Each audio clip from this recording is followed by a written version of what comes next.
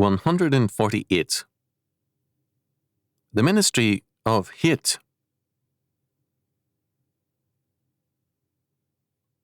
Stanton A. Samanow and Dr. Samuel Yockelson, in a study based on years of experience with criminals, have called attention to the strong and powerful element of hatred in the criminal's makeup.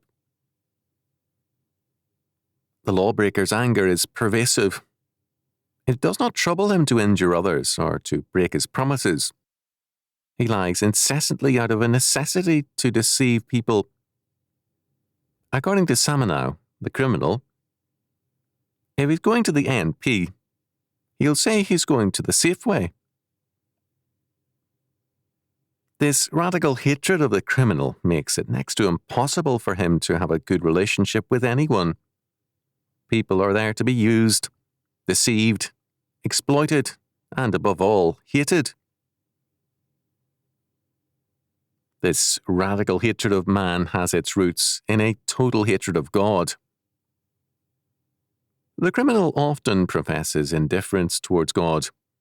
If there is a minister, priest, or chaplain around to deceive, he is ready to profess interest. But his hatred of God is basic to his outlook. The law-abiding humanist has a tendency to be sympathetic towards the criminal, and the 20th century has seen many novels, films, and television stories exalting the criminal as a victim, and hence implicitly innocent. Only the increasing menace to the citizen at large has somewhat tempered this sympathy. The key to this sympathy is a common delight in hatred. The humanist professes to love humanity, but he hates man as he is. His love of man is a love for the idea of man, man in his own image, and hence all men must be either remade in his image or be treated as enemies. The humanist is constantly disappointed in people. They are not, when the heat is on, like unto himself, nor will they bend to his will. The world of humanism is the world of alienation, communication gaps, a flight from man, and an exaggerated demand for privacy by people who congregate in masses compulsively. Paul, in Romans chapter 1, verses 22 to 32, depicts the end result of apostasy as a radical hatred of God and of man by man the sinner. Man's unbelief or sin is a perversity in man.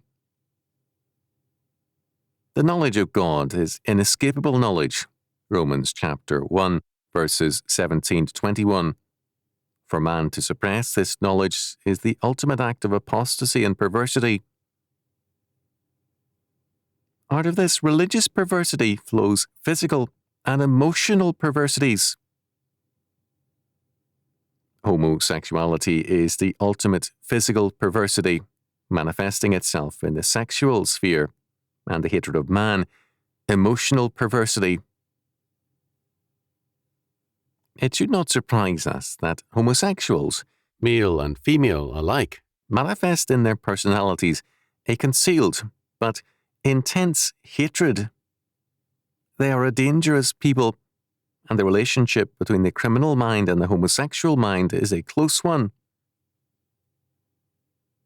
According to one man, previously a jail warden and then executive director of Cook County, Illinois Department of Correction, the majority, some 60% of prisoners in the nation's penal systems, are latent or overt homosexuals. I am speaking of the hardcore criminals who cause most of the problems in correctional institutions, who, because they have never been able to sublimate their abnormal sexual desires, continuously foment prison riots, rape fellow prisoners, and kill guards and fellow inmates. It may come as a surprise to many to learn that the number one cause of murder in prison is not gambling, as one often reads, but homosexual involvement. This is because practicing homosexuals are basically promiscuous. They are rarely interested in only one partner, but are constantly in pursuit of new homosexual relationships and conquests. This frequently leads to love triangles and jealousies that end in violence and murder. The problem, says Moore, is aggravated by the fact that in recent years homosexuals, in increasing numbers, are joining the staffs of correctional institutions. The homosexual is marked by deep-seated hatred of God and man, which, while often concealed, comes readily to expressions. Since crime is antisocial behaviour in part, it attracts some homosexuals. In any event, the hatred is basic, and the homosexual is central to the total ministry of hate. Paul tells us, first, that this reprobate mentality is marked by a profession of wisdom, whereas it is in reality folly. Romans chapter 1, verse 22. The word Paul uses for fools means senseless and devoid of understanding. It has a moral as well as mental connotation. The perversity of the fool leads him to exchange the glory of the incorruptible God for a new ultimate, derived from the corruptible creation. Romans chapter 1, verse 23. Because the fool can never escape from the knowledge of God, Romans chapter 1, verses 17 to 21, his choice of a new ultimate is a moral choice and an expression of his perversity. The humanist, or fool, sees himself as a prisoner of time, and he both deifies time and turns on it with hatred. Time is exalted as against eternity, but time is then regarded with hatred as a limitation on man.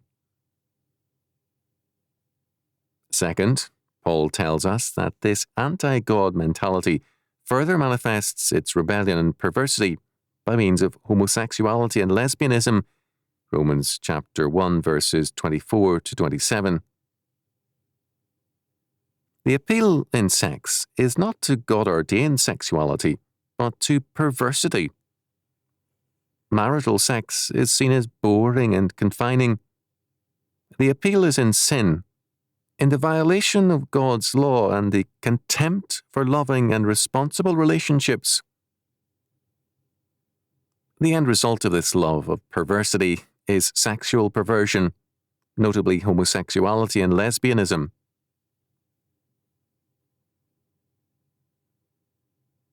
In terms of God's law, man exercises dominion in every area of life through a ministry of obedience.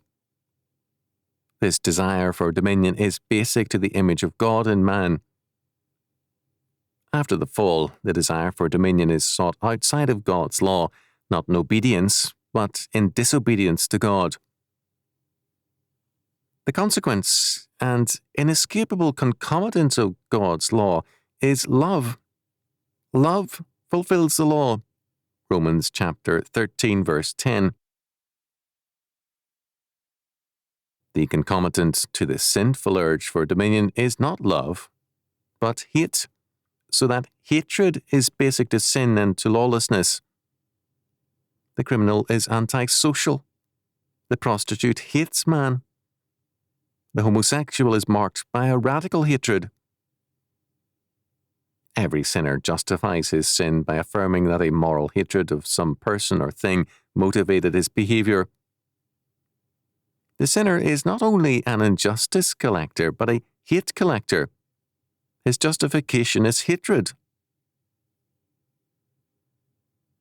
In godly marriage, sex is a form of love and of holy dominion. Children are seen as a blessing and a means of extending God's ordained dominion. Psalm 128. Ungodly sex is a form of rebellion and evil dominion. Its purpose is to exploit and to humble.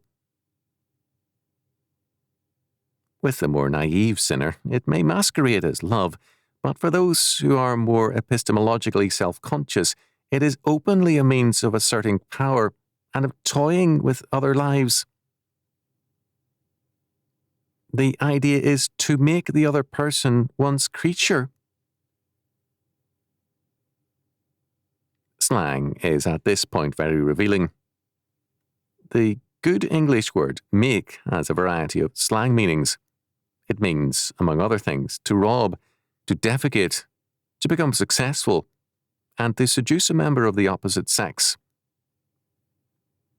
The goal is to make another person one's own creature, and then to manifest independence by casting them aside.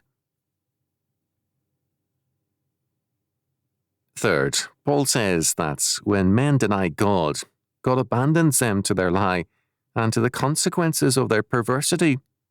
Romans chapter 1, verses 25 and 26. To exchange the truth of God for a lie is a deliberate act. Sin is always, in its inception, deliberate and premeditated. God, however, then gives sin dominion over man. Compare Genesis chapter 4, verse 7. Man seeks to be his own God and to rule over the earth apart from God. Now he finds himself ruled by his own sin. One of the assurances Paul gives to the believer is that sin shall not have dominion over you. Romans chapter 6, verse 14. The problem which confronts the ungodly at every turn is that sin does have dominion over them. Their perversity is thus self-defeating. It is inescapably so because, Paul says, God gives them over to a reprobate mind when they refuse to make God the principle of all their knowledge and action.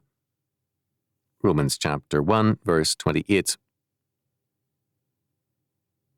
Their lives collapse into a chain of performances and practices which manifest to them what they are.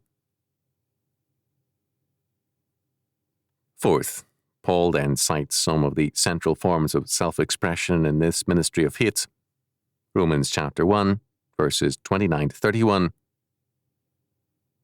Such men are filled with all unrighteousness or injustice. They are marked by fornication, depravity, envy, and maliciousness. They are backbiters or slanderers and haters of God.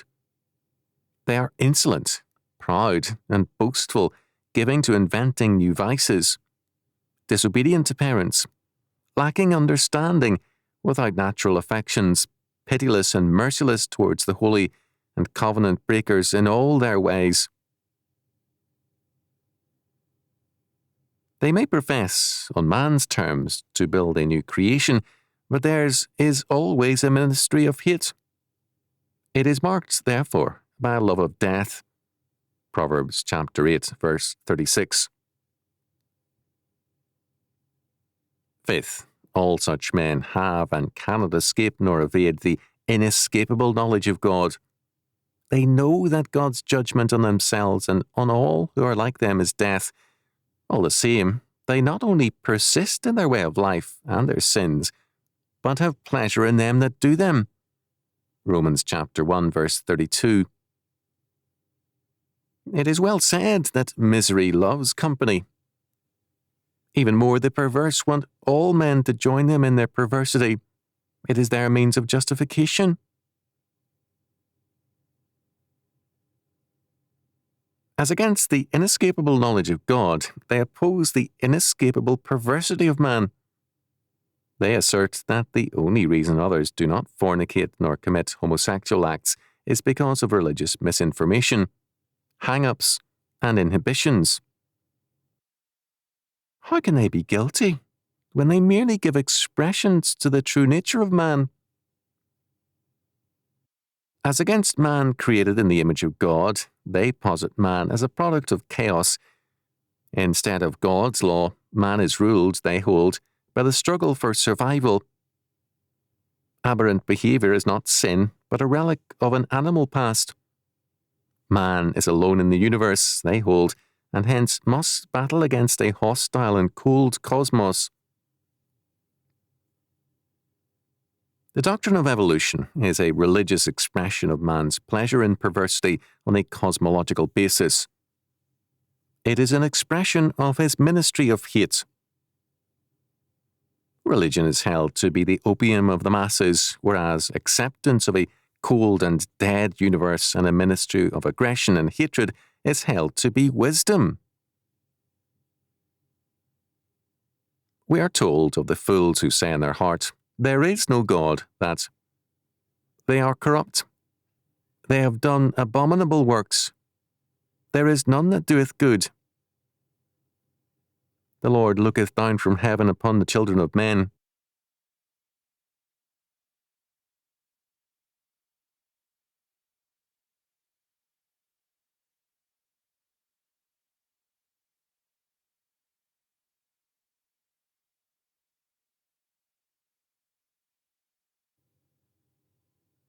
From David's day to our own, the sons of men are no different. Those who are, by adoption of grace, the sons of God, move, not in terms of perversity in the ministry of hate, but in terms of the ministry of obedience.